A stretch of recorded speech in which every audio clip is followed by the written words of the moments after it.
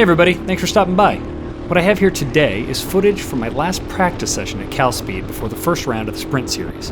I've only been driving these karts a few months now, and I've never done any competitive racing before, so I can use as much seat time as I can get.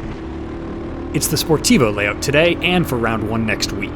The circuit runs clockwise and has 4 main braking zones. Turn 4 and the Sportivo corner are both lighter end braking zones. Monaco's the heaviest on this track, and Long Beach is somewhere in between. Other than a little lift on turn 1, I run the rest of the track flat out. If you want to follow along, there's a link to the track map in the description. Before I talk through my fastest lap, I just want to give a big shout out to 2020 Sprint Series silver medalist Matt Steele. He gave me a bunch of track tips throughout the day, really helped me approach the track better. Give him a follow on Instagram. His page is in the description too. Without any further ado, here's my lap.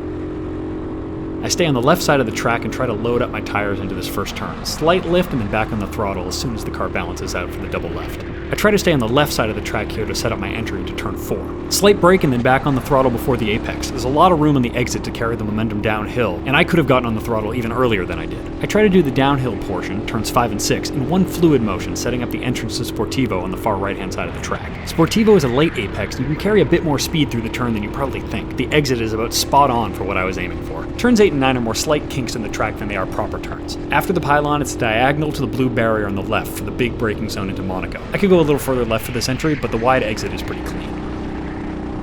I go a little further to the right of the track than I should for the entry into the horseshoe, but the inside line is important for this turn as I want to ride over the second curb on the exit like I do here. I've got the speed to get up next to kart 38, but he closes the door near these cones and I'm forced to scrub a little speed. With that momentum loss, I'm prioritizing my exit here to carry as much speed up to the final straightaway as possible. It's not enough to beat him to the line, but if this were a real race, I'd be in good position going into turn 1. And that's it, a 103.74 and my first lap sub 104. The record for this configuration is a 101.8, so there's still 2 seconds of potential out there for me to find. So if you have any tips, please leave them in the comments below. If you like me or this sort of content, toss a like and subscribe my way.